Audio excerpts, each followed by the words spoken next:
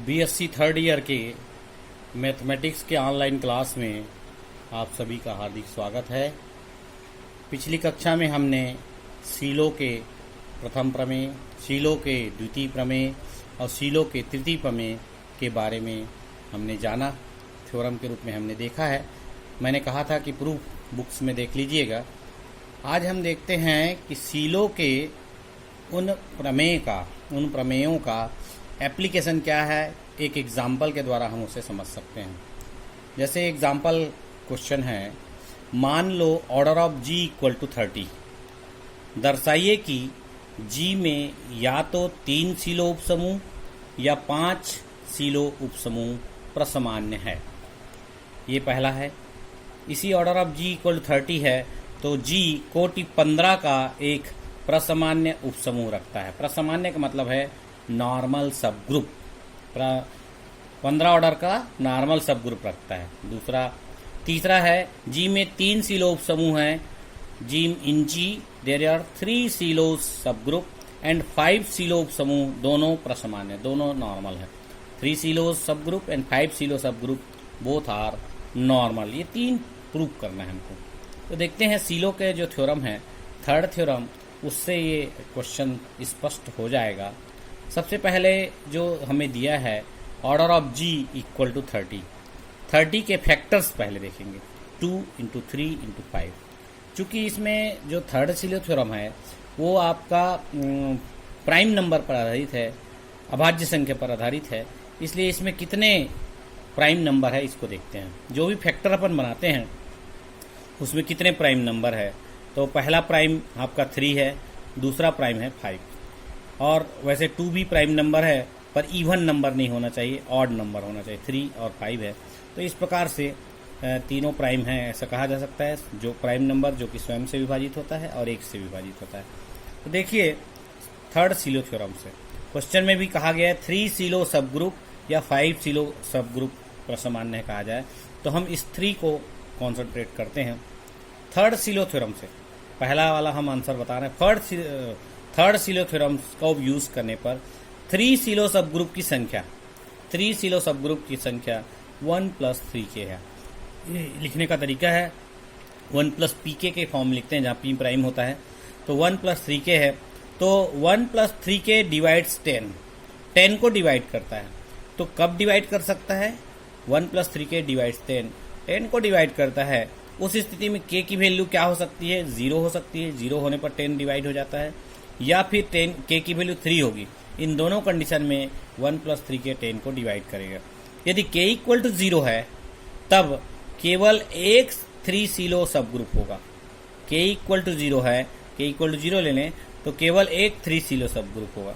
इसलिए अवश्य ही g में प्रसमान्य होगा। एक थ्योरम है, थ्योरम कहता है यदि g 3 p सीलो सब ग्रुप है तो वह प्रसमान्य होगा, नॉर्मल होगा। ये थ्योरम से आता है। हमने पिछली क्लास में देखा था, एक थ्योरम था जिसमें p सीलो सब ग्रुप होता है तो वह नॉर्मल होता है। इसमें 3 सीलो सब ग्रुप है इसलिए नॉर्मल होगा k इक्वल टू 0 होने पर। अब देखते हैं k is not equal to 0। k is not equal to 0 तब k इक्वल टू 3 होगा, क्योंकि नॉट इक्वल टू 0 लेते हैं, 3 नहीं लेंगे, 3 लेंगे तो 0 नहीं लेंगे। तो k is not equal to 0 लेंगे तब k इक्वल टू 3 होगा। 3 लेने पर यह 3 सीलो उपसमूह देता है। 10 क्यों लिए? क्योंकि यहाँ बचा है 3 को हमने लिया तो 2 5 जा 10 होता है। 2 5 जा 10 होता है। ये 10 बचा, इसको सीलो के फॉर्म में लिखेंगे तो सीलो 3 सीलो उपसमूह देता है। 3 सीलो सब ग्रुप देता है, जिनमें से प्रत्येक की कोटि 3 है। प्रत्येक की कोटि 3 है मतलब order of every each element is 3 कोटि है। इसलिए हम 20 अवश्य रखते हैं। 20 क्यों लिया? यह 10 लिया है हमने। 10 क्यों लिया? 5 इंटू 2 10 हो गया। 10 लेने पर 10 का 3 सीरो सब ग्रुप है, इसलिए प्रत्येक का ऑर्डर 3 है। ऑर्डर में एक कम कर दिया तो 2 हो गया। 10 मल्टीप्लाइड बाई 2 दैट इज 20 अवश्य रखते हैं, जिनमें से प्रत्येक की कोटि 3 है। 20 रखेंगे। 20 कहाँ से है? 10 इंटू 2। फर्स्ट सबकी ऑर्डर 3 है तो एक कम करके उसको मल्टीप्लाई करेंगे, 20 हो जाएगा। इस प्रकार से 20 अवश्य रखें जिसमें प्रत्येक की कोटि 3 है। अब देखते 5 सीलो समूह की संख्या कितनी है। 5 वाला भी चेक कर लेते, 3 वाला देख लिए। 5 सीलो सब ग्रुप की संख्या टोटल नंबर 1 प्लस 5 के डैश हुआ, के जगह हम के डैश ले लिए। तो इस स्थिति में शेष क्या बचा, 1 प्लस 5 के डैश डिवाइड 6। यहाँ 10 क्यों लिए, हमने 3 लिया तो बचा 5 2 जा 10। अब यहाँ 6 क्यों लिए, क्योंकि हमने 5 लिया तो बचा कितना 6, इसलिए इस 10 को भी ध्यान रखें, वही 10 यहाँ है, वही 6 आगे बढ़ेगा यहाँ भी। तो इस प्रकार से यहाँ भी देख सकते हैं 6, तो 1 प्लस 5 के डैश डिवाइड 6 किस परिस्थिति में डिवाइड होगा, या तो के डैश इक्वल टू 0 होगा या के डैश इक्वल टू 1, दोनों स्थितियों में 6 डिवाइड होगा। यदि के डैश इक्वल टू 0 तब मात्र एक 5 सीलो सब ग्रुप होगा और यह अवश्य प्रसमान्य होगा। ये थ्योरम फिर आ गया, अगर के डैश इक्वल टू 0 है तब ये मात्र 5 सीलो सब ग्रुप होगा और वो जरूर ही नॉर्मल सब ग्रुप होगा। यदि K dash is not equal to 0 then K dash equal to 1। तो यह 5 सीलो सब ग्रुप देता है जिनमें प्रत्येक का ऑर्डर है 5। ये 6 जो है 5 सीलो सब ग्रुप देता है जिनमें प्रत्येक की ऑर्डर है 5। तो 5 से एक कम कर देंगे 4, तो 6 चौके 24। अब हम कोटि 5 के 24 अवश्य रखेंगे इसी प्रकार से 6 4 जा 24 6 4 जा 24 रखेंगे। किंतु कोटि 3 के 20 अवयवों की गणना पूर्व में ही की जा चुकी है। हमने 20 अवयव पहले से निकाले, 20 एलिमेंट पहले निकाल लिए और 24 एलिमेंट फिर निकाल रहे हैं।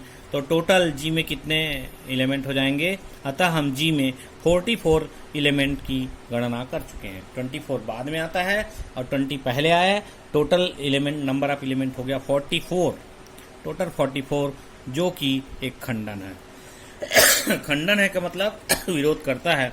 टोटल हमारे पास 30 है, ऑर्डर ऑफ 30 है और हम एलिमेंट की संख्या 44 बता रहे हैं, जो कि गलत होगी क्योंकि जी में टोटल एलिमेंट्स हो रहे हैं 30 और हमारे पास निकल रहा है 44, जो कि खंडन है। खंडन है इससे स्पष्ट है, इसलिए या तो के इक्वल टू 0 होगा या के डैश इक्वल टू 0 होगा। के इक्वल टू 3 और के डैश इक्वल टू 1 होगा ही नहीं।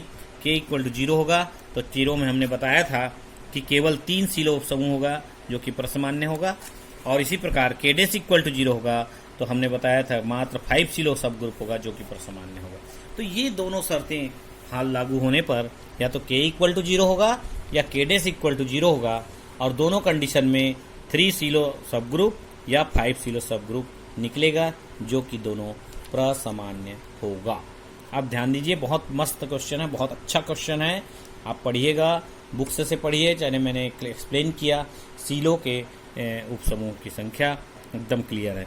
सेकंड पर आते हैं। सेकंड क्वेश्चन क्या कहता है इसका, जी कोटि 15 का एक प्रसमान्य उपसमूह रखता है, जी कोटि ऑर्डर 15 का एक नॉर्मल सब ग्रुप रखता है। सेकंड क्वेश्चन, जी 15 सब ग्रुप का एक नॉर्मल सब ग्रुप रखता है, 15 ऑर्डर का नॉर्मल सब ग्रुप रखता है। ये बताने के लिए देखिए हम क्या किए। मान लो H कोटि 3 का एक 3 सीलो सब ग्रुप है, H कोटि 3 का 3 सीलो सब ग्रुप है, ऑर्डर 3 का 3 सीलो सब ग्रुप है, और K कोटि 5 का एक 5 सीलो सब ग्रुप है, मतलब ऑर्डर 5 का एक 5 सीलो सब ग्रुप। 3 को हमने H मान लिया, 5 को हमने K मान लिया। ये ध्यान देना, 3 और 5 दोनों का हमारे मान प्राप्त हो रहा है, इसलिए 3 और 5 को H और K ले लिया। चलिए आगे देखते हैं क्या होता है। 15 निकालने के लिए दोनों को मल्टीप्लाई करना पड़ेगा, तो ऑर्डर ऑफ HK निकालना पड़ेगा। फर्स्ट वाले इस क्वेश्चन से हमको स्पष्ट है कि या तो H G में प्रसमान्य है या K G में प्रसमान्य है, दोनों को बताया गया। देखो, G में या तो 3 प्रसमान्य उपसमूह है या 5 सीलो प्रसमान्य उपसमूह है। तो इसके अनुसार से H G में प्रसमान्य है या K G में प्रसमान्य, दोनों या आएगा अथवा।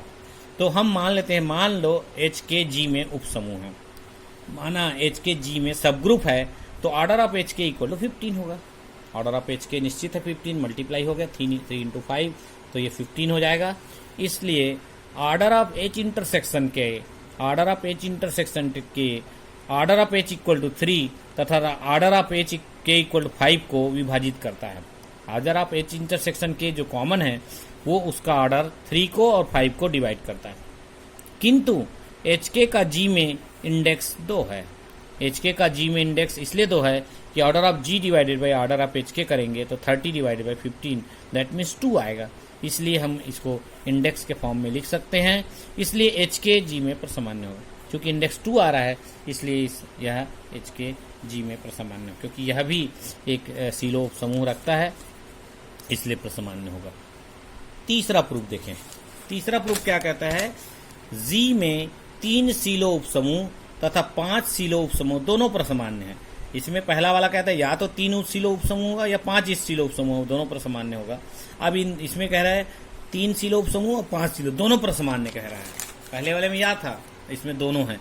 दोनों के लिए हम किस प्रकार से प्रूफ करते देखिए। मान लो एच जी में प्रसमान्य किंतु के जी में प्रसमान्य नहीं है। हम के को जी में प्रसमान्य नहीं मानते, एच को हम जी में प्रसमान्य मान रहे हैं या नॉर्मल मान रहे हैं। तो प्रूफ 1 से स्पष्ट है कि जी 6 सीलो 5 सीलो सब ग्रुप रखता है। 6 वाला देखें हम 5 सीलो सब ग्रुप रखता है, इसलिए ऑर्डर 5 के 24 अवयव हैं। ऑर्डर 5 के 24 अवयव, 6 चौके 24 हमें मालूम है, 6 4 जा 24 होता है। 24 एलिमेंट इसमें होंगे, किंतु ऑर्डर ऑफ एच के देखिए क्या आता है। Order of H K we know that 15, it is 15, मतलब एच के चक्रीय है, साइक्लिक है। एच के साइक्लिक है मतलब एच के कोटि 15 के 5 of 15 that is equal to 8 होगा। 5 ऑफ 15 मतलब हो गया इसका 8। जनक अवश्य रखता है, 8 जनरेटर होंगे इसमें।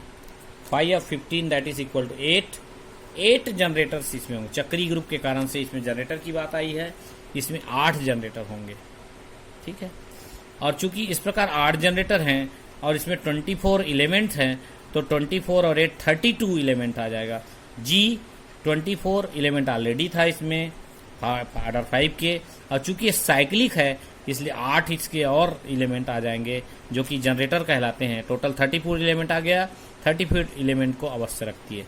चूंकि ऑर्डर ऑफ जी की वैल्यू 30 है, चूंकि 30 एलिमेंट होना चाहिए इसमें ऑर्डर ऑफ जी में, और यहाँ पर 32 एलिमेंट आ रहा है जो कि खंडन है। खंडन है इसका मतलब ये है एच जी में प्रसमान्य है तो के भी जी में प्रसमान्य होगा। के भी जी में प्रसमान्य, अतः विलोमतः कहें, उल्टा कहें, के जी में प्रसमान्य है किंतु एच जी में प्रसमान्य नहीं है, तब एक से उल्टा लेते हैं कन्वर्स पार्ट, क्योंकि के को लेते हैं तो जी एच वाला रहेगा कि नहीं रहेगा। उसमें भी एलिमेंट की संख्या कितनी आती देखे, के जी में प्रसमान्य किंतु एच जी में प्रसमान्य नहीं, तब एक से। के जी में प्रसमान्य नहीं है तो हम इस स्थिति में 10 जी 10 3 सीलो से उपसमूह रखता है। 5 दूनी 10 अपना पहला देखे थे, इसलिए कोटि 3 के 20 अवयवों को रखता है। इस प्रकार ऑर्डर 3 के 20 एलिमेंट्स आएंगे। पूर्वानुसार एच के में कोटि 15 के 8 अवयव रखते हैं, क्योंकि ऑर्डर ऑफ एच के आपका 15 है, 8 जनक है, जनरेटर है, इस प्रकार से 8 एलिमेंट और आ गया। तथा के कोटि 5 के 4 एलिमेंट्स को और रखता है। के कोटि 5 के 4 एलिमेंट्स, 4 एलिमेंट पिछले में था इसलिए 4 एलिमेंट और आएगा। तो इस प्रकार से इसमें भी 20 20 प्लस 8 प्लस 4 और आएगा, क्योंकि 4 एलिमेंट इसमें आया है। कोटि के कोटि 5 के 4 एलिमेंट पर रखा है, ऑर्डर है, इसलिए 4 एलिमेंट और आएगा। तो 20 और 28 और 28 और 4 32। इस प्रकार इसमें भी टोटल नंबर ऑफ एलिमेंट्स 32 हो गया, और 32 एलिमेंट्स इसमें ऑर्डर ऑफ जी में नहीं है, इसलिए इस बात का खंडन है कि के यदि प्रसमान्य है तो एच प्रसमान्य नहीं होगा। ये खंडन कर रहा है। इस प्रकार हम कह सकते हैं कि जी में एच तथा के दोनों प्रसमान्य होंगे। इस प्रकार हम कह सकते हैं जी में एच और के जो सब ग्रुप हैं दोनों प्रसमान्य या नॉर्मल सब ग्रुप होंगे, ये इसको बताता है। एक छोटा सा क्वेश्चन और देख लेते हैं, पर ये बहुत लंबा है और 13 मिनट्स हो गया ना। चलिए आगे एक क्वेश्चन और है। यदि order of G equal to 15, order of G equal to 56, order of G equal to 56, सिद्ध कीजिए कि जी 1 या 8 7 सीलो सब ग्रुप रखता है। जी 1 या 8 7 सीलो सब ग्रुप रखता है।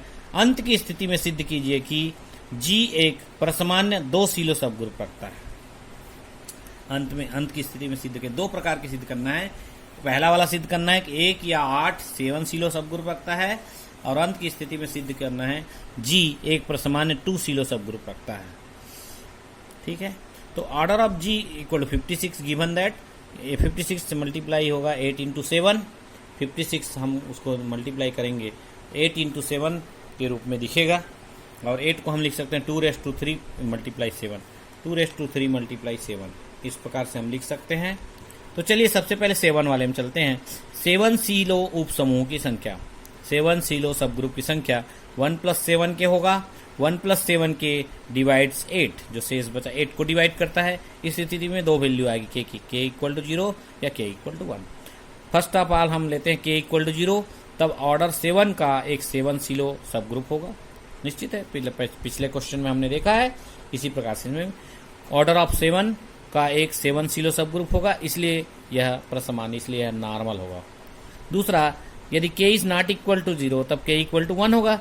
k = 1 लेंगे तो यह 8 7 सीलो उपसमूह देता है। 8 बचा, 7 को हमने लिया तो 8 बचा, 8 7 सीलो उपसमूह देता है, जिसमें प्रत्येक की कोटि कितनी है 7। तो चूंकि 8 का ऑर्डर 7 है तो 8 6 के 48, 48 एलिमेंट इसमें और आएगा। अतः हम कोटि 7 के 48 एलिमेंट्स प्राप्त करते हैं। 8 × 6 हो जाएगा, एक कम होता है ऑर्डर टोटल। 48 एलिमेंट इसमें आएगा, टोटल 56 है, 48 एलिमेंट इसमें आ जाएगा। 48 एलिमेंट आया, अतः जी 1 या 8 7 सीलो उपसमूह रखता है। ये क्योंकि 48 इसके अंतर्गत है, इसलिए इसमें 7 सीलो उपसमूह। फर्स्ट वाला प्रूफ हो गया। क्योंकि 48 एलिमेंट इसमें आ रहा है और हमारे पास चूंकि 56 ऑर्डर ऑफ जी 56 है, इसलिए 48 एलिमेंट को रखता है। अतः हम कह सकते हैं जी 1 या 8 7 सीलो उपसमूह रखता है। यहाँ पहला वाला है 1 या 8 सीलो उपसमूह रख सकता है। दूसरा, 2 सीलो उपसमूह की संख्या। 2 सीलो उपसमूह की संख्या देखें कैसे, 2⁻³ है, इसलिए हम इसके बारे में भी विचार कर सकते हैं। 2 सीलो उपसमूह की संख्या 1 + 2 के डेस है। 2 सीलो सब ग्रुप की संख्या 1 + 2 के डेस है, तथा 1 + 2 के डेस डिवाइड 7 को डिवाइड तभी करेगा जब के डेस = 0 या के डेस = 3 है। के डेस = 0 लिया तब हम कह सकते हैं 2⁻³ कोटि ऑर्डर का मात्र एक 2 सीलो उपसमूह है, जो कि प्रसमान्य है। इसमें के डेस = 0 लिया तो हमारा आ जाएगा कोटि 2⁻³ मात्र एक सीलो समूह है, जो कि प्रसमान्य है। यदि k is not equal to 0 लिया, k is not equal to 0, तब k डेस = 3, k डेस = 3 लेंगे तो यह 7 2 सीलो उपसमूह रखता है। 7 7 2 सब ग्रुप रखता है, जिनमें से प्रत्येक का ऑर्डर है 2⁻3। अब हम कोटि ऑर्डर 8 के 49 अवयव प्राप्त कर। 49 कैसे आया, 7 हमारा ऑर्डर ये है, 7 है, 7 का 2 सीलो समूह और 8 में से एक कम हो गया 7, तो 7 7 जब 49 एलिमेंट आ सकता है। हम कोटि 8 के 49 एलिमेंट प्राप्त कर सकते हैं 2⁻3 के, किंतु कोटि 7 के 48 अवयव की गणना पूर्व में की जा सकती है। किंतु 7 कोटि के 48 एलिमेंट पहले हम क्वेश्चन में दिखा चुके हैं, इधर 48 और ये 49 और जुड़ जाएगा तो 97, जी में 97 अवयव है, जो कि खंडन है। जी में केवल 56 एलिमेंट्स हैं, जो कि खंडन है। अतः के डेस = 3 असंभव है, संभव नहीं है। अतः यदि k is not equal to 0 तो हम अवश्य रखते हैं के डेस = 0। के डेस = 0 रखेंगे, अर्थात g एक प्रसमान्य 2 सीलो उपसमूह रखता है। के डेस = 0 रखने पर हमारा जाता है 2 प्रसमान्य एक 2 सीलो उपसमूह रखता है, जो कि प्रसमान्य नॉर्मल है। ये क्वेश्चन सॉल्व हो जाता है। इस प्रकार सामान्य रूप से पढ़ के देखिएगा, यदि प्रॉब्लम होता है तो हमें बताइए, हम इसको सॉल्व करेंगे। 2 क्वेश्चन हमने लिखा है, घर में करके देखिए। मान लो जी कोटि 231 का एक उपसमूह है और दर्शाइए कि जी के 11 सीलो उपसमूह जी के केंद्र में अंतर्विष्ट है। ये बुक में है, सॉल्व है, देख के बनाइएगा। दूसरा क्वेश्चन है, माना जी में कोटि 108 का एक समूह है, दर्शाइए कि कोटि 27 या 9 के एक प्रसमान्य उपसमूह का अस्तित्व है। ये दोनों क्वेश्चन घर में करके देखिएगा। अगर आप समझ जाते हैं तो बहुत अच्छी बात है, नहीं समझते तो समझने का प्रयास कीजिए। मैंने समझाने का प्रयास किया है और अच्छे से समझ जाएंगे, मेरे ख्याल से बहुत सरल लगा। इसके बाद समझने के बाद ये क्वेश्चन सरल होगा। आज के लेक्चर के लिए बहुत बहुत धन्यवाद।